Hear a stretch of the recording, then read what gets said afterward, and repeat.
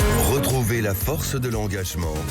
Avec Agipi, épargne, retraite, assurance emprunteur, prévoyance, santé. Sud Radio, la force de l'engagement, 15h, 15h30, Muriel Réus. Bonjour à tous et à tous, merci d'être avec nous pour la force de l'engagement, l'émission qui donne la parole à celles et ceux qui font bouger la société. Ce matin, mon invitée est Céline Pic, autrice, militante féministe et porte-parole d'Oser le féminisme et membre du Haut Conseil à l'égalité depuis 2022. Elle a récemment co-signé une tribune publiée dans Le Monde intitulée « Mon corps, mon choix » à l'ère de l'intelligence artificielle. Mais avant d'ouvrir cette conversation avec Céline, comme chaque dimanche, mon édito. Aujourd'hui, engageons-nous contre les deepfakes. Et acter cela, ce n'est pas refuser le progrès technologique, c'est refuser qu'il se fasse contre les individus et massivement contre les femmes.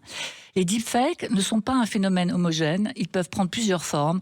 Toutes ne relèvent pas du même danger, mais toutes posent une question démocratique. Il y a d'abord les deepfakes dits ludiques ou artistiques, des visages remplacés dans des films, des voix imitées pour amuser, et déjà, on constate des usages qui interrogent le droit à l'image. Il y a les deepfakes politiques, des vidéos truquées de responsables publics utilisées pour manipuler l'opinion, déstabiliser des élections, diffuser de la désinformation à grande échelle. Ceux-là, vous les connaissez, vous les avez régulièrement vus. Et puis, il y a les deepfakes sexuels et pornographiques. Alors cela ne relève ni du jeu ni de la fiction, ils constituent aujourd'hui l'écrasante majorité des usages. Les chiffres sont sans ambiguïté. Plus de 270 000 vidéos deepfakes pornographiques circulent en ligne, plus de 4 milliards de vues et 90% des victimes sont des filles et des femmes. Ces images sont fabriquées à partir de photos bien réelles, souvent récupérées sur les réseaux sociaux, puis plaquées sur des corps sexualisés dans des mises en scène pornographiques, sans consentement, sans contrôle. Et elle donne l'illusion parfaite du vrai. Ce phénomène touche de plus en plus des adolescentes, parfois très jeunes, dans des collèges, des lycées, au cœur même de l'espace scolaire, parfois même par des garçons du même âge. Alors, certaines jeunes filles peuvent dire « ce n'est pas grave, ce n'est pas mon corps ». Jusqu'au moment où elles voient les images, jusqu'à le moment où elles comprennent que tout le monde peut y croire. Les deepfakes brouillent le réel, désorientent les victimes et volent jusqu'au droit de se dire victime. Cette violence a pris ces dernières semaines un visage très concret, celui de Grok, l'intelligence artificielle développée par l'entreprise d'Elon Musk, intégrée au réseau social X. 20 000 images générées en quelques jours, plus de la moitié représentaient des personnes dénudées, 80% étaient des femmes, encore une fois, et des filles. Les requêtes étaient explicites, mets-la en bikini, enlève-lui ses vêtements, ou des demandes de sexualisation et de mise en scène extrêmement dégradantes. Et là, voyez-vous, l'IA a obéi, elle s'est exécutée. C'est le révélateur d'un système où la sexualisation des femmes est intégrée dès la conception des outils. Et si la Malaisie et l'Indonésie ont bloqué les accès, si l'Union européenne menace de sanctions au titre du Digital Services Act, qualifiant ces contenus d'illégaux et dégoûtants, si d'autres pays ont déclenché des enquêtes, eh bien le problème, lui, reste intact. Car le mal est fait. Une image, une fois générée et diffusée, ne disparaît jamais vraiment. Alors, la question n'est plus de savoir si nous devons réguler. Elle est plutôt de savoir comment et à quel moment. Réguler après coup ne suffit plus, la responsabilité doit être posée en amont, dès la conception des outils, dans les choix techniques, dans les garde-fous, dans le modèle économique. Et puis, les deepfakes s'inscrivent dans un contexte où, d'après le dernier rapport du Haut Conseil à l'égalité en France, 17% de la population adulte, âgée de 15 ans et plus, soit près de 10 millions de personnes, adhèrent à un sexisme hostile qui justifie la domination masculine et réduit les femmes à des objets sexuels. Alors bien entendu, la technologie ne crée pas seule ce sexisme, mais elle choisit de l'ignorer, de le reproduire et de lui donner une puissance inédite. Sud Radio, la force de l'engagement, Muriel Réus. Alors aujourd'hui, dans la force de l'engagement, je donne la parole à Céline Pic. Bonjour Céline. Bonjour. Vous êtes autrice, vous êtes militante féministe et vous venez de co-signer avec Alexandra Mariska Lopez une tribune dans Le Monde intitulée « Mon corps, mon choix » à l'ère de l'intelligence artificielle. Vous y établissez un lien très fort entre les combats historiques pour la libre disposition du corps des femmes et qui se joue actuellement avec l'IA. Pourquoi dites-vous que les deepfakes sont une nouvelle bataille féministe majeure ? C'est une nouvelle bataille parce que c'est une nouvelle violence. Il faut voir que c'est une effraction profonde de l'intimité de la personne, parce que ce n'est pas n'importe quelle représentation faite par ce deepfake. Quand vous êtes dénudé par une image deepfake, vous êtes mise dans une position d'objet sexuel. C'est une façon de vous humilier, de vous inférioriser, et ce n'est pas un hasard si ce sont les femmes et les filles qui sont prises pour cible. Alors je vais vous raconter une anecdote de quelqu'une de mon entourage, une femme qui publie comme ça un tweet. Le message ne plaît pas à un homme, apparemment assez misogyne. Il lui faut une seconde pour demander à Grok déshabille-la et recouvre-la d'un liquide blanc et visqueux. Une seconde, il lui a fallu pour générer et diffuser cette image, ce qui est complètement illégal vis-à-vis de la loi. Et par contre, maintenant, depuis des semaines et des semaines, cette femme se bat pour essayer de faire retirer ces images qui se sont multipliées, et elle reçoit des réponses parfois négatives. Donc elle doit scanner le web pour voir où sont ces photos, comment je vais faire pour les faire retirer, et elle n'arrive pas à les faire retirer. Et elle, c'est des heures et des heures et des heures à se batailler pour signaler des contenus qui sont illégaux, puisque depuis la loi SREN de 2024, il est interdit par la loi de générer et de diffuser des images sexualisées ou pornographiques, des deepfake porn, comme on les appelle, sans le consentement de la personne. Et donc, nous sommes dans un système où les plateformes proposent des services qui sont à la base illégaux. Alors, c'est très important ce que vous dites, parce qu'on entend parfois la majorité des citoyens qui disent « Oh, mais c'est un cas isolé, mais c'est simplement une dérive ». On voit bien que les chiffres ne disent pas du tout ça. En fait, c'est une industrialisation de ces pratiques, les 4 milliards de vues dont j'ai parlé tout à l'heure. À ce niveau de volume, c'est pas un problème d'utilisateur, on est bien d'accord, c'est un problème de système, de choix de système. C'est un problème de système et puis aussi un problème de business, c'est-à-dire qu'aujourd'hui, il y a une multiplication d'applications qui proposent comme service principal de pouvoir générer des deepfake porn. Et alors que la diffusion de deepfake porn est interdite par la loi, selon la loi SREN de 2024, qu'il y a aussi l'IA Act qui oblige les plateformes à mesurer les conséquences des services par rapport aux droits fondamentaux. On est dans l'illégalité, non seulement des utilisateurs, mais aussi des plateformes qui proposent ces services. Donc nous demandons quelque chose, c'est qu'on peut bien sûr signaler un contenu illicite un par un, mais en fait c'est aussi c'est une revictimisation sans fin. C'est-à-dire que c'est sans fin, c'est qu'à un moment il va falloir qu'on arrive à attaquer la source du problème.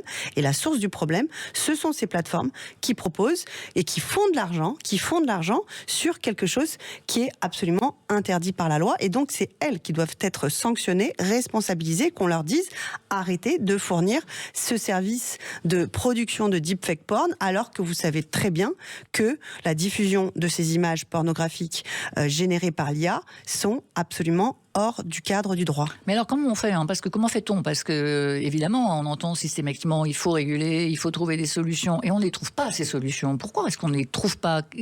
Quelle est l'étape ultime maintenant? Alors, ce qui est certain, c'est que ce n'est pas une question technologique. Ça, c'est clair, puisque devant la levée de bouclier suite à l'affaire de Grok qui a déshabillé des milliers et des milliers de femmes, Elon Musk, dans un cynisme le plus absolu, a proposé de rendre ce service payant. Donc en fait, il sait très bien ce qu'il fait, il sait différencier la génération d'une IA sans contenu pornographique ou sexuel ou avec. Donc en fait, c'est vraiment, il faut aujourd'hui sévir sur les plateformes, et on a un certain nombre d'outils. On a le DSA, le Digital Service Act, qui pose la responsabilité des plateformes, et il y a des possibilités de sanctions financières jusqu'à 6% du chiffre d'affaires, voire même de blocage. Cette menace de blocage, elle a fonctionné, ou elle est en train de fonctionner, par exemple sur les sites pornographiques qui ne voulaient pas mettre un contrôle d'âge pour les mineurs. Et puis à un moment, quand l'Arcom a dit si vous les mettez pas en place, on va vous bloquer, finalement un certain nombre de sites l'ont mis. Donc à un moment, c'est le même rapport de force politique sur lequel il va falloir qu'on intervienne et qu'on dise à ces plateformes qui proposent ces services qui sont illicites de dire soit vous vous arrêtez, soit, effectivement, nous serons en capacité d'appliquer le DSA et d'ordonner la fermeture de votre site qui propose effectivement de générer des contenus illégaux. Alors, de plus en plus de mineurs sont ciblés dans les collèges, les lycées, parfois même par des camarades du même âge qui s'inscrivent dans cette dynamique. Certaines adolescentes peuvent prendre ça un tout petit peu, je ne vais pas dire à la légère, mais en se disant, bon, finalement, c'est pas si grave, c'est mon visage, mais c'est mon corps. Est-ce que... alors, le deepfake est une violence, mais aussi cette façon de regarder comment son corps est utilisé, son visage est utilisé, n'est-ce pas aussi une nouvelle forme de violence? On en parle juste après la pause. Sud Radio, la force de l'engagement, 15h, 15h30, Muriel Réus. Nous sommes de retour dans La Force de l'Engagement, l'émission qui donne la parole à ceux et celles qui font bouger la société. Aujourd'hui, avec Céline Pic, autrice et militante féministe, nous nous engageons contre les deepfakes. Alors, un deepfake, ce n'est pas une photo truquée à la va-vite. Ce sont des images, des vidéos générées par intelligence artificielle à partir de vraies photos qui donnent l'illusion parfaite du réel. Les visages sont récupérés sur les réseaux sociaux, sont plaqués sur des corps sexualisés, dans des mises en scène pornographiques, surtout sans consentement. Dans certains témoignages, on voit que certaines adolescentes, on va dire certaines victimes, minimisent jusqu'au moment où elles se rendent compte de l'importance et de l'impact de ces images. Alors, cette façon de brouiller la frontière entre le vrai et le faux, au point de désorienter les victimes sur ce qu'elles ont le droit de ressentir, est-ce que ça encore, c'est une forme de violence nouvelle, de revictimisation? Oui, et puis c'est une forme de banalisation en fait de ces diffusions-là, et ça s'inscrit, je dirais, dans un continuum de cyberviolence. Il y a quelques années de ça, on parlait bien sûr de la diffusion sans consentement des nudes, c'est-à-dire que vraiment l'exemple typique, c'est une adolescente qui est en couple avec un adolescent et qui va partager un nude dans un jeu érotique, et puis une fois que l'histoire se termine, le petit copain se venge, ou en tout cas veut commettre effectivement une violence plutôt contre son ex, et donc décide de diffuser le nude à l'intérieur des cours de récré. Et c'est extrêmement violent parce qu'en fait c'est sans consentement, et ça a pour visée de réduire l'autre, la jeune adolescente, à n'être qu'un objet sexuel. Et ce qui est intéressant, effectivement, là ça procède de la même façon, une diffusion de contenu à caractère sexuel ou pornographique sans consentement, mais c'est pas n'importe quelle nudité qui est représentée là. La nudité qui est représentée par les images génératives, elle emprunte au code de la pornographie, où les femmes sont présentées comme des objets, passives, soumises, et vraiment qui ne sont pas actrices de leur vie, mais vraiment réduites à être des objets sexuels. Et ça, vraiment, c'est une violence aussi, parce que ça donne une image aussi de ce que peut être la sexualité, ce que peut être la nudité, qui est particulièrement dégradante pour les femmes et les filles. Et donc, c'est ça aussi qu'elles ressentent, en fait. L'image dégradante, l'image est humiliante, en fait. Et c'est bien la volonté de ceux qui génèrent ces images-là. Et donc, la souffrance psychique, même si elle est au départ minimisée, elle existe. On a vraiment des cas de harcèlement scolaire à partir de nudes ou de deepfake porn, où les jeunes filles se sentent extrêmement mal de voir cette diffusion et de ne pas pouvoir arrêter la diffusion des images. C'est-à-dire que c'est une sorte de victimisation sans fin, puisqu'elles n'arrivent pas à faire retirer ces images des réseaux, et qu'elles se sentent poursuivies presque à vie avec ces images qui sont ensuite partagées, repartagées, sans fin et sans limite. Alors, on voit bien dans toutes les analyses sur les violences que, évidemment, tous les hommes ne sont pas des auteurs de violences, mais tous les auteurs de violences sont des hommes. Est-ce que, c'est notamment vrai dans les violences sexuelles et dans les violences conjugales, est-ce que sur les deepfakes, c'est la même chose? Est-ce que c'est vraiment encore un outil qui est utilisé par des hommes et par des jeunes hommes, on voit dans les écoles. Pourquoi ces jeunes hommes si tôt utilisent eux-mêmes ce type de procédé? On a une explication à ça? Alors, il faut quand même le noter, c'est que les jeunes garçons, ou même les garçons ou les hommes, ne sont pas mis dans des vidéos pornographiques. Donc, il faut bien voir qu'il y a une dimension profondément genrée. C'est aussi une façon de ramener les jeunes filles à leur place, à leur place entre guillemets, bien sûr, à leur place d'inférieur, et de réaffirmer une forme de suprématie masculine en disant « moi j'ai le contrôle, moi j'ai le pouvoir, et je t'humilie en te réduisant à être un objet sexuel, alors que moi, en tant que garçon, je suis dans la puissance, je suis actif. C'est vraiment le vieil archétype finalement sexiste de l'homme qui est actif dans sa sexualité et qui veut accéder au corps des femmes, et la femme qui est objet sexuel, qui est passive. Et c'est cette représentation et c'est ce rapport de pouvoir qui s'exprime dans les deepfakes, c'est je t'humilie en te sexualisant, mais l'inverse n'est pas vrai, effectivement. Donc c'est la réinstauration, effectivement, de ces inégalités femmes-hommes et filles-garçons.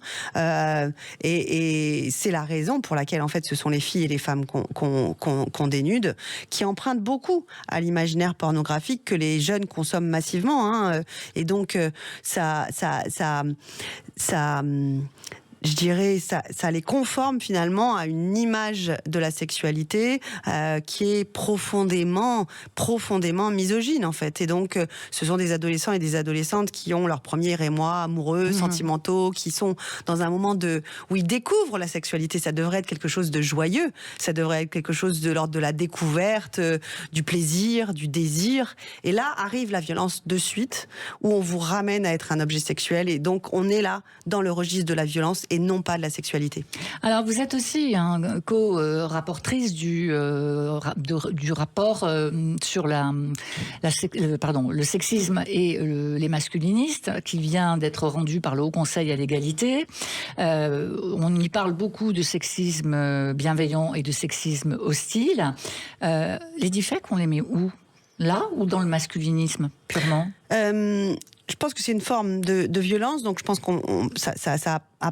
ça appartient pleinement à ce qu'on appelle le sexisme hostile, c'est-à-dire vraiment cette idée de légitimer des violences, de les excuser, de les banaliser. Et puis, il y a l'organisation par les masculinistes de raids aussi, de cyberharcèlement.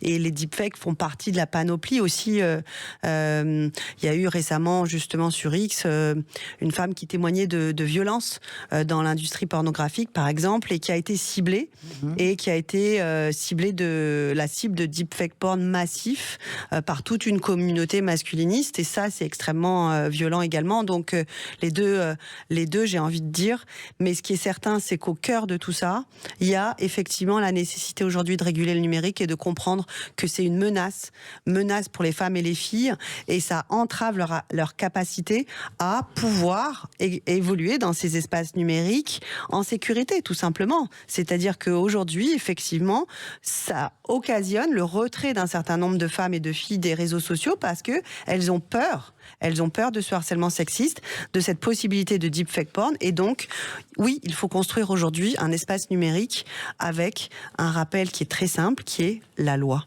Tout simplement. Il y a aussi, j'ai l'impression que ces affaires révèlent des problèmes structurels. On déploie des modèles d'IA génératifs sans véritable test de risque en amont, ce qu'on appelle des rate timing sérieux. Est-ce qu'on joue pas un peu avec le feu ? Comment est-ce que on pourrait là aussi imposer plus de régulation au moment de la conception des outils, pas simplement au moment de l'utilisation de ces outils ? Alors ça, c'est absolument crucial. C'est vraiment une très bonne question. Et là-dessus aussi, il y a eu des travaux qui ont été faits. En particulier, je vais citer le règlement européen sur l'IA, ce qu'on appelle l'IA Act, voilà, qui a demandé, qui a encadré explicitement que les systèmes présentant des risques pour les droits fondamentaux obligent les fournisseurs à évaluer et à atténuer ces risques. Mais simplement, le sexisme et la misogynie est aujourd'hui un angle mort vraiment de ces systèmes d'IA générative. Et donc vraiment, nous, ce qu'on demande, c'est pas plus compliqué que ça, c'est qu'ils s'astreignent à intégrer la dimension sexiste dans ces garde-fous qui sont prévus par le règlement européen de l'IA Act pour qu'enfin, effectivement, l'espace numérique et la génération de l'IA puissent protéger les droits fondamentaux des femmes et des filles. Alors, il y a un autre chiffre qui est très alertant dans le rapport du HCE sur le sexisme et la menace masculiniste. C'est 17% de la population âgée de 15 ans et plus, ça représente près de 10 millions de personnes à l'échelle nationale, adhèrent aujourd'hui à un sexisme hostile. On sait bien que ce sexisme hostile justifie une domination masculine. Est-ce que dans ce rapport, il y a des recommandations précises pour contrebalancer cette industrialisation des violences et aussi ce business qui rapporte beaucoup ? Alors, effectivement, c'est un business. Le masculinisme est un business. Il y a un certain nombre de formations, par exemple, à la masculinité, qui est vraiment, je dirais presque des modes d'emploi pour pratiquer l'emprise ou la coercition envers des femmes et des filles. Donc, on a vraiment des business du masculinisme. C'est ça que montre le rapport.